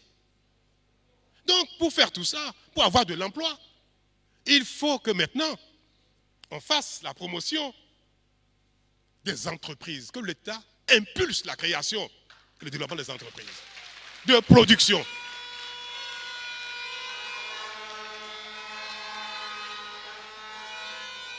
Si nous faisons ça, si nous faisons les efforts qu'il faut, maintenant l'État va dire, je vais engager les impôts, nos impôts, pour les investir dans ce qu'on appelle le capital risque. Vous voulez créer une entreprise, vous n'avez pas les moyens, l'État va vous accompagner. Soit l'État vient en capital avec vous, ou l'État met les moyens pour vous accompagner. Ce faisant, nous allons commencer, et ça va commencer là maintenant, ça va commencer. Nous allons commencer, non seulement, dans un premier temps, et vous allez lire dans les documents qui sont là, l'État va s'investir dans le développement agricole. Pas seulement en encadrant comme le faisait jusque-là. Maintenant, l'État va devenir un investisseur. Je vais vous expliquer un petit peu. Ça va durer 2 minutes. Vous voulez faire des hectares, 100, 200, 300 hectares de palmiers à huile, de cajou, d'ananas, ou vous êtes dans une zone où l'État a aménagé les bas-fonds, vous voulez vous installer pour faire des cultures maraîchères, du riz. Si vous voulez faire 200, 300, 50, 100, 200 hectares, vous ne pouvez pas. Vous n'avez pas les moyens de le faire. C'est impossible. Si vous voulez faire des demi-hectares, avec vos efforts, vous allez parvenir à quelque chose. Mais quand on fait un demi-hectare, un quart d'hectare, seulement avec ces petits moyens, pour s'enrichir, il faut attendre longtemps. Il y a des pays qui sont devenus des pays très riches, en commençant par l'agriculture. Le Brésil, la France, après la guerre, le Portugal, l'Espagne, l'agriculture, moteur du développement. Peut-être que vous ne le savez pas. L'industrie est venue après l'agriculture pour ces pays que je viens de citer. Si nous faisons l'effort, l'État fait l'effort de devenir un investisseur du secteur, mais pas un exploitant, nous allons transformer le Bénin en une puissance agricole, susceptible de créer de la richesse agricole, d'impulser les transformations et de créer des emplois. Mais ce que je dis, ce n'est pas pour 10 ou 15 ans. Ça va commencer pourquoi? Nous avons mis dans le programme que l'État va investir près de 500 milliards de francs CFA à partir de maintenant pour développer des plantations de cajou, pour développer des plantations d'ananas, au profit des acteurs, je vais vous dire la suite tout de suite, des plantations de palmiers à huile, des plantations de cacao et d'autres. Aménager, planter et mettre en concession. D'autres pays l'ont fait avant nous, nous n'avons rien à inventer. Il faut seulement regarder ce qui se fait ailleurs et puis l'adapter. Si la Malaisie est devenue le premier producteur de palmiers à huile, c'est ce qu'ils ont fait. Ce que le Bénin a fait il y a 30-40 ans avec le palmier à huile et puis nous avons échoué. D'autres l'ont fait la même chose, ils l'ont fait un peu autrement, mieux géré. C'est un succès éternel pour eux. L'État investit, aménage les plantations, plante et met en concession. Et les jeunes, individuellement ou en petits groupes de 1 ou 2 ou 3 coopératives, signent avec l'État une convention de concession et ils deviennent exploitants. Ils en exploitent pour 20 ans, 30 ans, 40 ans. Ce faisant, les gens qui n'ont pas les moyens de faire l'investissement parce que c'est important pour faire quelques hectares, il faut des millions. Les banques ne peuvent pas leur prêter. Si on prête à certains, ils vont bouffer l'argent, ils ne vont pas développer les plantations. Parce que beaucoup sont comme ça, on est devenu comme ça. Mais pour qu'on ne prenne pas le risque de leur donner l'argent, qu'ils le dépensent à autre chose, ou bien qu'ils fassent mal, nous allons mobiliser les experts, les engins, tout ce qu'il faut. On va développer ces plantations et on va leur donner. On va leur confier. Le mot concession, ça dit, ils sont propriétaires, quasi propriétaires. Et ils vont payer à l'État, à un moment donné, des petites redevances. C'est un moyen de contourner le besoin financier d'investissement, l'expertise pour les réalisations de ces choses-là, et contourner également nos travers individuels. Et quand un État fait ça pour ses concitoyens, il a utilisé l'impôt de tous pour créer du développement, de la richesse, des emplois. Ceux-ci vont produire. Nous allons au même moment commencer également à promouvoir l'industrialisation. Et l'État a décidé. C'est tout récent et ça va devenir une réalité dans les prochains jours. Si nous avons la confiance de nos concitoyens et des industries qui ont été identifiées, pour lesquelles les études ont été déjà faites, vont commencer à voir le jour avec l'État comme un partenaire, parfois financier. Sinon, un État comme promoteur simple avec la mise à disposition des terres, des dispositions fiscales qui permettent aux investisseurs de venir. Dans quelques mois, la zone économique spéciale de Glodjigbe, si vous passez par là, vous allez comme voir que les aménagements ont commencé. Dans quelques mois, dans quelques années, Glodjigbe sera l'exemple du pôle industriel. Il y aura des dizaines et des dizaines d'industries qui vont voir le jour. Ça, mes chers amis, ce sera un début. Parce que quand le phénomène industriel commence à se déployer, ça attire d'autres. Quand vous allez vouloir aller investir dans un pays et que vous allez là-bas et qu'il n'y a pas une industrie, personne n'y va. Même si on vous dit que c'est bon, vous avez des craintes. Mais quand il y a 2, 3, 4, 5, 10, 20, ça crée un intérêt, ça ouvre les projecteurs sur vous Et ceux qui ne connaissaient pas les avantages qu'il y a, ils vont commencer à regarder, ils vont découvrir, ils vont faire attention, ils vont dire, mais tiens, c'est une réalité. Pourquoi je dis ça? Nous avons pris des lois difficiles au Bénin pour assouplir le marché de l'emploi. Ça fait beaucoup d'histoire. Je vais donner un exemple. Nous avons dit que si on vient investir au Bénin et qu'on veut développer ces activités, on ne sera pas tenu par des lois qui sont dépassées et qui disent que vous employez quelqu'un pendant 1 mois, pendant 3 mois en contrat, ou bien 6 mois ou 1 an en CDD, si vous renouvelez une fois, après c'est fini, vous êtes tenu de le garder éternellement. Et que si pour une raison ou une autre, vous devez vous en séparer, eh bien ça va vous coûter la faillite, la fermeture de votre entreprise. Et que quand les employés saisissent la justice pour, à la limite même, licenciement abusif, on peut condamner l'employeur à payer 50 ans de salaire à l'employé qui a été licencié. C'est ça la réalité, peut-être que vous ne le saviez pas. Et des entreprises dans ce pays ont été condamnées à payer 40 ans de salaire à quelqu'un, 50 ans de salaire à quelqu'un parce que la personne aurait été licenciée. Quand c'est comme ça, mais l'employé, il fait les efforts pour être licencié. Il va toucher 20 ans, 30 ans, 40 ans de dommages et intérêts, et puis il va aller faire autre chose. C'était ça la réalité de nos tests au Bénin. Et la justice a fonctionné comme ça. Quand c'est comme ça, personne ne vient dans votre pays investir. Personne. Nous avons modifié nos lois pour attirer l'investissement. Aujourd'hui, au Bénin, ce n'est plus comme ça.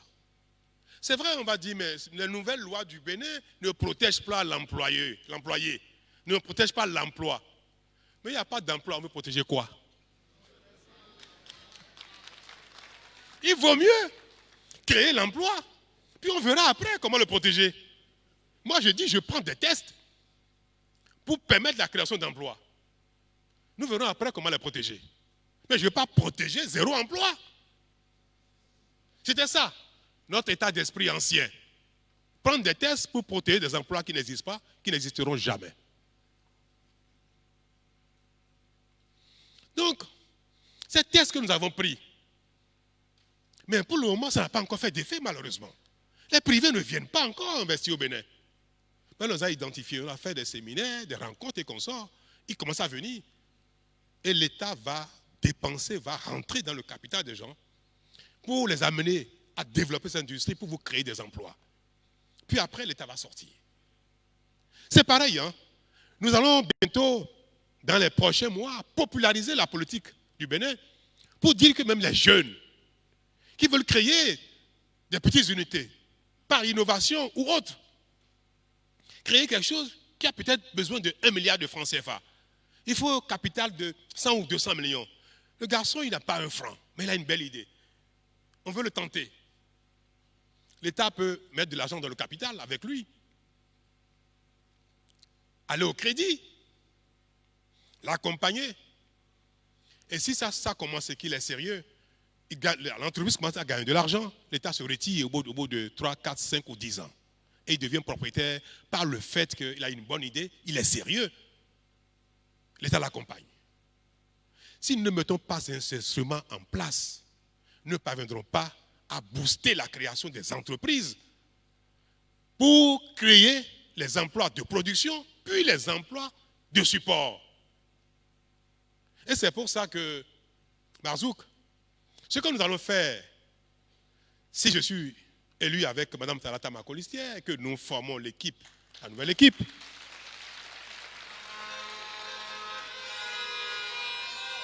nous allons faire 3 choses qui vous concernent. Ça a commencé, mais ça va aller plus loin.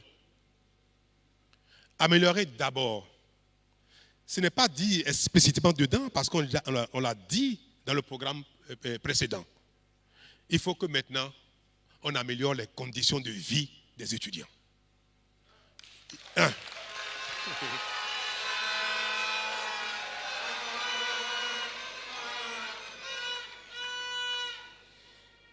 Ça a été un engagement du quinquennat dernier, mais vous avez raison, cet engagement, nous n'avons pas pu le tenir parce qu'il y avait d'autres choses à faire qui paraissaient plus impératives que d'autres. Maintenant, nous allons améliorer vos conditions de vie, d'existence, de dodo. Là où vous allez pouvoir dormir, vous lever, travailler, vous apprendre, faire vos devoirs et aller dans les amphis. Il faut que les conditions d'hébergement des étudiants soient améliorées et c'est l'un de nos premiers chantiers sur lesquels nous allons nous engager dans les tout prochains mois.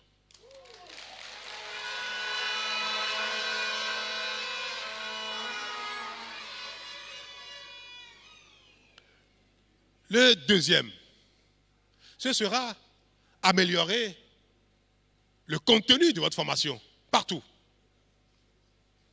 C'est gigantesque.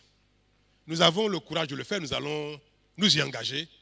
On a commencé déjà et ça va s'intensifier. Ça veut dire quoi?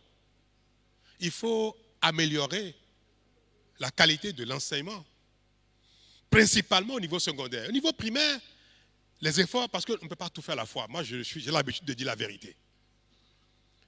On ne peut pas nous attaquer dans sa plénitude, à notre ambition, dans sa plénitude, à l'enseignement primaire, secondaire, universitaire. On aura beaucoup de mal à le faire en 5 ans. Nous allons continuer de pourvoir aux besoins de l'enseignement primaire. Davantage d'enseignants pour que nos enfants, dans les écoles, ne viennent pas s'amuser et qu'il n'y ait personne pour leur apprendre à lire et à écrire. Donc, au niveau primaire, l'ambition n'est pas grande, je vous l'avoue. C'est continuer les cantines scolaires, donner un repas chaud à tous nos enfants. Aujourd'hui, nous sommes à 50%. Nous allons passer à 100% des écoles dans nos villages, dans nos quartiers, pour que les enfants aient du plaisir à aller à l'école, qu'ils y restent et qu'on leur trouve un enseignant pour leur apprendre à lire et à écrire. La qualité de la formation au primaire laisse encore à désirer. Mais il faut beaucoup d'efforts pour réhabiliter la formation des formateurs avant d'entrer en fonction ou bien tout au moins en formation continue. Mais là où nous voulons faire des efforts remarquables, c'est au niveau secondaire. Nous avons commencé, vous avez pu voir, où nous avons dit, nous avons l'ambition de satisfaire tous les besoins en enseignant, mais en enseignant de qualité. Et nous avons commencé par tester le niveau des enseignants avant de les déployer sur le terrain, ce que nous appelions vacataires, et que maintenant on appelle aspirants. On a testé les niveaux, beaucoup ne sont pas bons. Ça a été le... Non, ce mot-là n'existe plus dans mon vocabulaire. Nous avons donc fait le constat que malheureusement, un grand nombre de nos enseignants qu'on appelle désormais aspirants, ceux qui veulent être dans l'enseignement, qui ne sont pas totalement qualifiés, mais qui pourraient le devenir, si on les accompagne, n'ont pas le minimum requis. Un professeur de maths, de sciences physiques, d'SVT, de français, d'anglais, s'il ne connaît pas le minimum, on ne peut pas le déployer dans les classes. Quand on a besoin de 5 000, on teste 10 000, 15 000 personnes, on a à peine 500 qui sont bons. C'est la réalité. Oui, malheureusement. Le challenge est titanesque, Marzouk. Et nous avons décidé que dans tous les cas, nous allons, pendant les 5 ans à venir, renforcer la formation de nos jeunes, de vous et autres, dans ces domaines qui sont indispensables à une bonne formation au niveau secondaire. Les matières scientifiques, nous allons bientôt mettre en place des bourses pour inciter le grand nombre d'entre vous à aller dans les matières scientifiques, à aller dans les matières indispensables comme le français et l'anglais. Et ça, c'est quelque chose qui va commencer maintenant. Et nous pensons que dans 5, 6 ou 7 ans, un grand nombre d'entre vous seraient aptes, disposeraient des minimums requis pour aller tenir vos petits frères et petites sœurs qui vont entrer au collège dans les prochaines années. Et nous allons améliorer les conditions de travail, de salaire des enseignants des matières importantes. Oui. Moi, je dis la vérité. Mais si, à défaut de professeurs de matière scientifique, nous sommes en train de tuer le pays, que les enfants n'ont pas le minimum pour aller dans les métiers de production, et qu'il faut encourager, vous encourager à aller dans ces matières qui sont parfois un peu plus difficiles que d'autres. Il faut que vous ayez, vous voyez dans la projection que moi je suis professeur de maths, ben je vais gagner beaucoup plus que celui qui est professeur d'une matière que personne ne voulait, que tout le monde voulait faire et que personne ne veut aller dans les maths. Il faut quelque chose pour rendre les matières scientifiques, l'enseignement des matières scientifiques attractives. Donc nous allons améliorer considérablement les salaires de ceux qui veulent bien aller dans les matières dans lesquelles nous avons une rareté d'enseignants. Et nous allons vous donner des bourses pour aller dans ces filières-là. Les autres qui ne sont pas, ils sont nombreux dans les filières où il n'y a pas manque. Ceux-là, ils auront des conditions de travail qui vont être améliorées de manière générale, comme tout le monde. Ils vont avoir des moyens de transport qui vont s'améliorer comme tout le monde.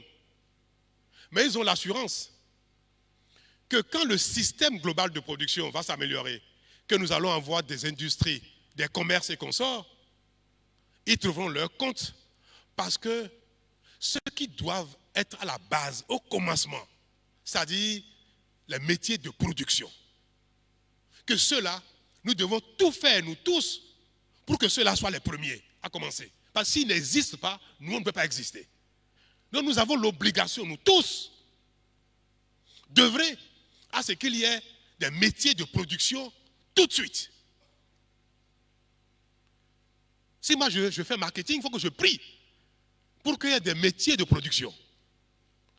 Pour que je puisse vendre les produits, ce qui sera produit sur le marché.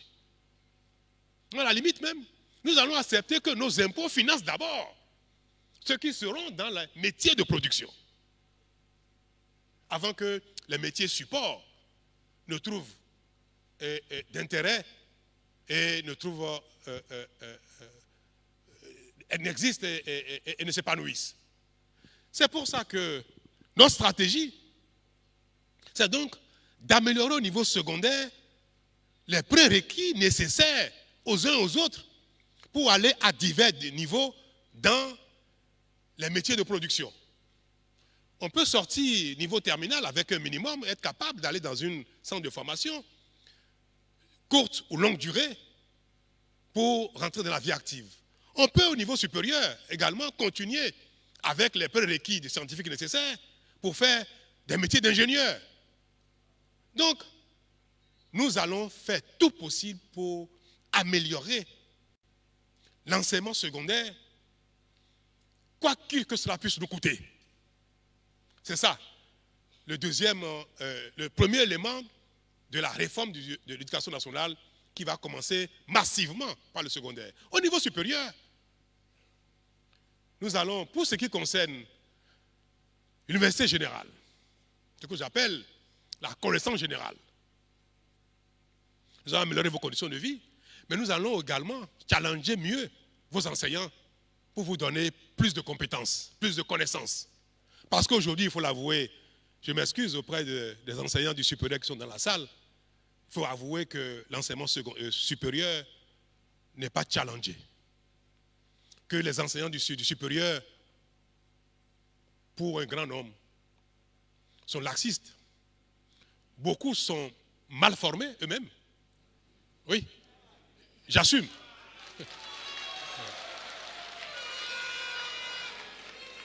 Beaucoup sont mal formés eux-mêmes.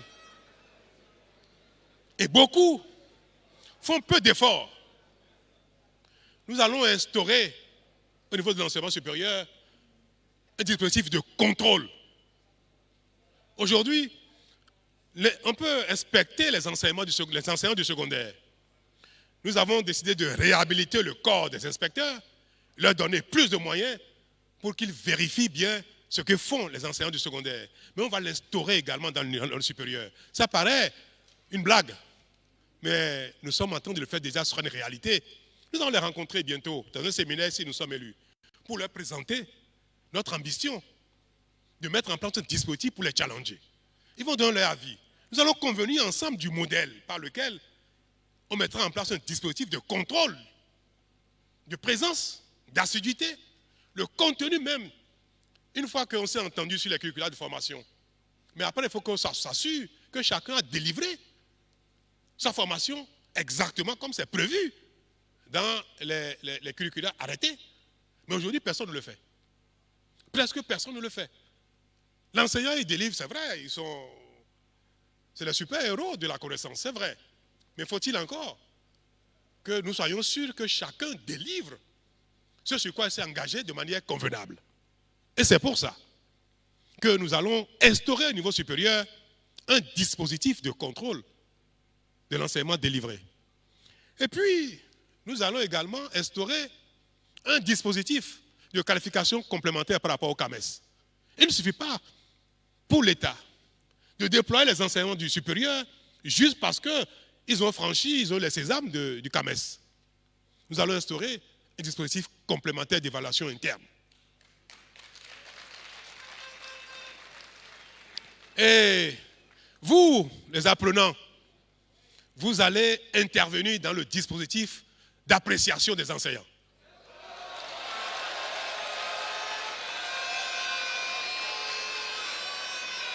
C'est prévu. C'est dans le test que nous voulons mettre.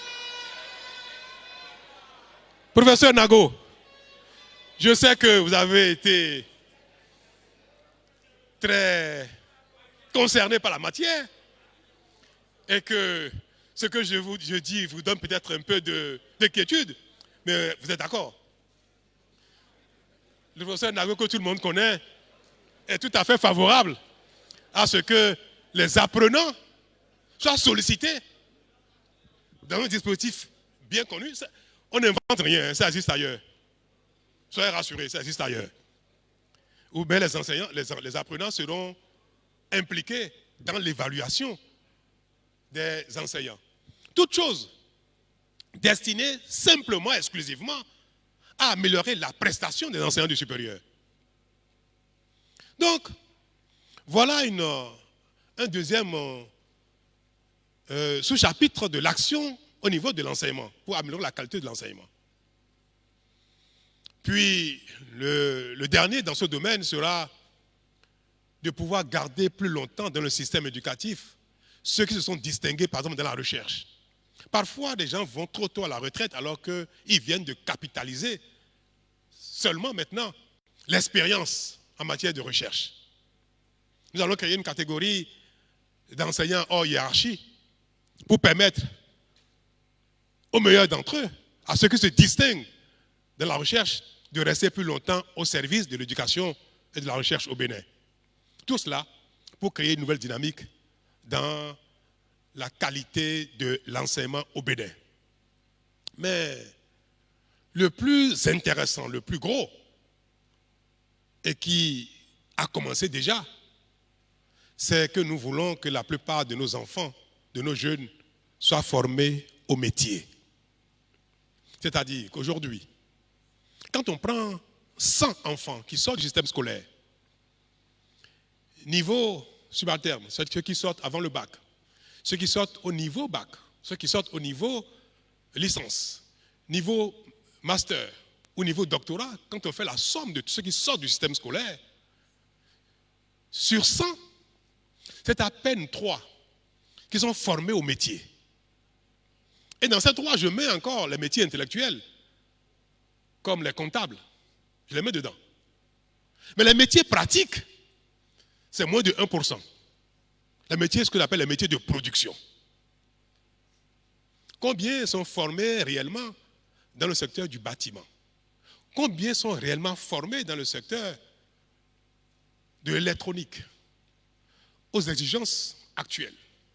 Combien sont formés au secteur de l'électricité, du froid, de la plomberie, au niveau élevé? Combien sont capables demain de fabriquer ce micro dans lequel je parle? Combien? Combien sont capables de fabriquer des lunettes que je porte, Ce chapeau que je porte là, combien sont capables de le fabriquer au Bénin? Certes, on sait les broder, mais combien sont capables de fabriquer ce siège sur lequel nous sommes assis, chacun ici dans cette salle?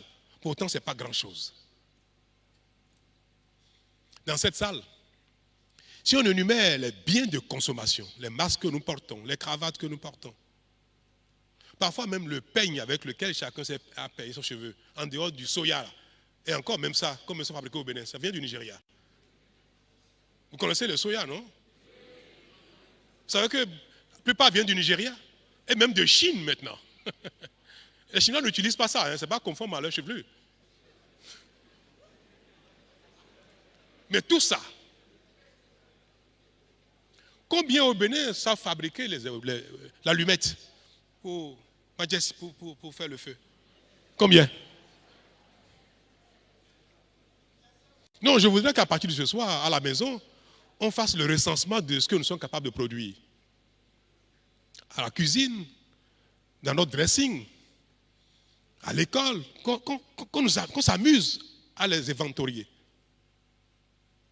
Vous allez voir qu'on ne produit presque rien au Bénin. Pourtant, beaucoup de choses sont faciles à produire.